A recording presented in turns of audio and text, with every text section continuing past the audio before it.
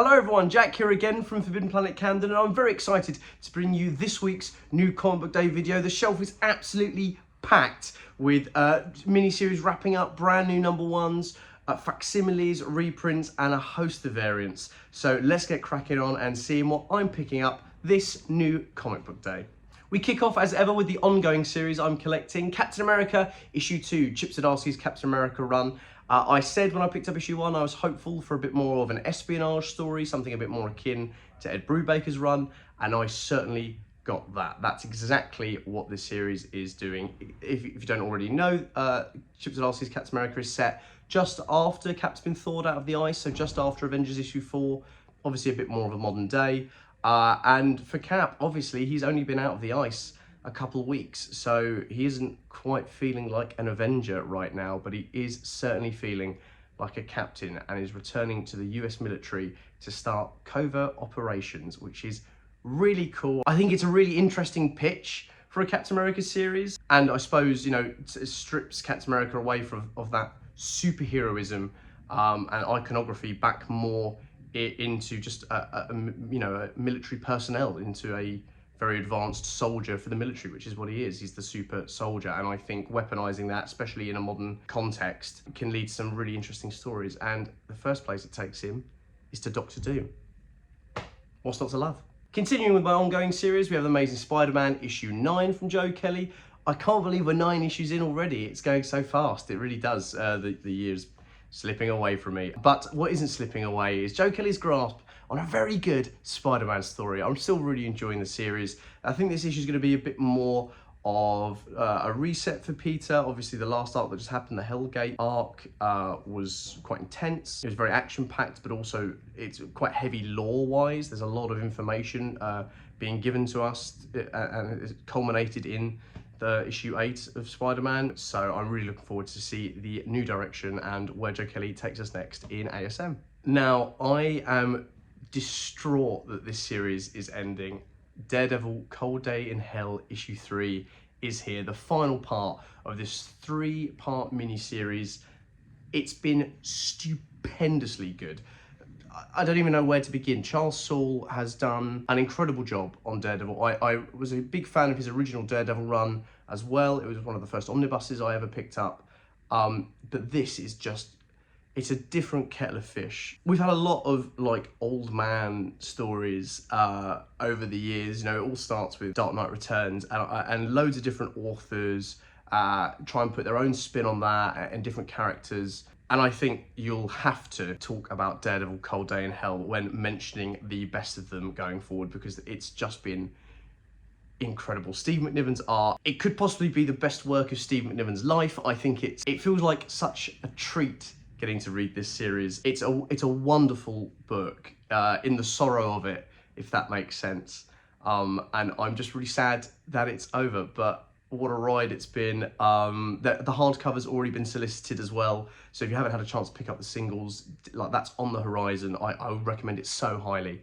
I'll probably end up grabbing that as well, just because, yeah, Daredevil Cold Day in Hell, issue 3, brilliant. On to some new number ones. Kicking off very strongly is Cheetah and Cheshire Rob the Justice League from Greg Rucka and Nicholas Scott. Anything Greg Rucka touches, especially at DC, is just champion. You know, his Batwoman run is off the clock. This series is very much more in the realm of comedy, supposed from the solicits, which I'm really looking forward to. A definite foil to Daredevil Cold Day in Hell, which is much more on that somber side. I think this is going to be a fun little book full of misfits trying to rob the Justice League Watchtower in space. So I'm really excited to see it unravel, which is what I imagine will happen. So yeah, Cheetah and Cheshire.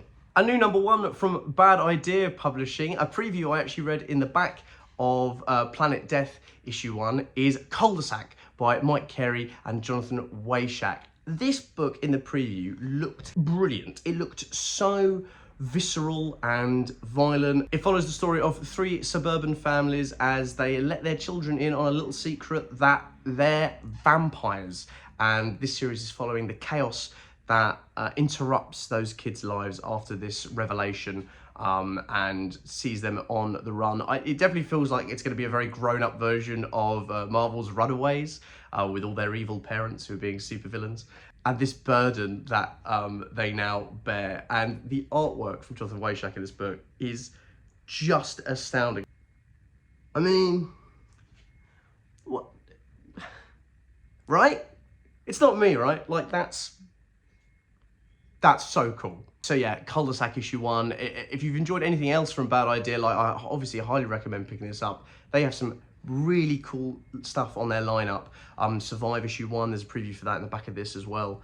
Yeah, they're all hits right now, so definitely go and pick up a copy of Culdeac off the shelf this week. Following on from the reprints of the preludes to Days of Future Past, that was originally published in the Marvel Paragon collection, the Chris Claremont Paragon collection. We have another one-shot this week, and this time it's Wolverine by Chris Claremont with interiors by Tom Riley. And this, you know, another banger from Steve McNiven cover. Like, Daredevil and Wolverine on the shelf this week. The guy's on a phenomenal run. I mean, he's never really been off a phenomenal run, but you know what I mean. 2 in a week, so it just makes me feel it's great. So yes, originally only available in the Marvel Paragon collection, this one-shot Wolverine story set in Japan as Sabretooth hunts down Wolverine's wife, Mariko. I literally don't need to say anything else. It's a one-shot story of Wolverine in Japan fighting Sabretooth by Chris Claremont with interior art by Tom Riley. It's a no-brainer pickup for me. I should probably start doing a section that's just like no-brainer pickups. That's definitely this. It's a perfect little one-shot treat for yourself this week. So do yourself a favour, head down to Forbidden Planet and pick up Wolverine. Now, this is just a very quick little mention of a facsimile that's on the shelf this week, and that is Batman Detective Comics issue 880 with the infamous Jock Joker cover. It's back on the shelf 14 years after it originally released in 2011, and you might be even more aware of it very recently thanks to the groundbreaking auction of the original art that Jock created, sold for $288,000. Unfortunately, the piece wasn't in Jock's possession at the time of sale. He sold it many years ago to a private collector, but what an absolute milestone for comic book art and how highly thought of it is and sought after. It's just a wonderful celebration of the medium and the artwork that's produced thanks to it. So yeah, there's a facsimile on the shelf this week. Definitely head on down and pick yourself one up. So as I said at the beginning, there are a lot of variants this week, specifically J. Scott Campbell variants. Yes, that's right. Marvel are doing their Just Spectacular collection, which is a celebration of J. Scott Campbell and his amazing work over the years. And he's created a whole line of new covers. And this is week 1. We've got covers for Captain America. We've got covers for Doctor Doom. We've got a Helverine cover. We've got covers for Venom as well. And of course, we have Rogue and Mary Jane. So yes, a lot of J. Scott Campbell variants on the shelf this week and in the coming weeks as well. It's just a huge celebration of his work and him tackling some of Marvel's biggest characters, which is always really exciting. They did this very similarly with the Alex Ross Timeless covers. So yeah, if you're a J. Scott Campbell fan, it's a great time to be picking up comics. So head on down to your local Forbidden Planet and check out what's on the shelf from him. So that's everything this week. Thank you so much, everyone, for watching, as always. Also, check out the Forbidden Planet blog, the blog section of the Forbidden Planet website, where you can read an interview with the amazing Alex Horley, conducted by our very own Vic here at Forbidden Planet Camden, Vic DeLuca, interviewing Alex ahead of the 25th issue of Conan, which is going to be an incredible celebration issue from Titan Comics with an entire interior painted by Alex Horley. He's done the cover and the full interiors, all the pages inside. It's a behemoth of a feat. It's an incredible book, and we're really excited for that to be coming out in October. So head on over to the blog and read a little bit about Alex's inspirations and motivations and his excitement on the build-up to the book, and some fabulous questions from Vic, so definitely check that out. But yes, thank you as always everyone for watching and giving me recommendations throughout the week and for picking up some of the books I've been suggesting. It's been really lovely chatting to so many of you in store about what you're picking up, and I'm sure we'll find a heap of new comics next week to get just as excited about. So thank you very much as always, and thank you to my 2 wonderful assistants this week as well, and I'll see you next week. Thank you. If you're enjoying watching Forbidden Planet TV and you're enjoying watching us talk to the world's most interesting and accomplished filmmakers, authors, artists, musicians, creators, subscribe right here. See you soon.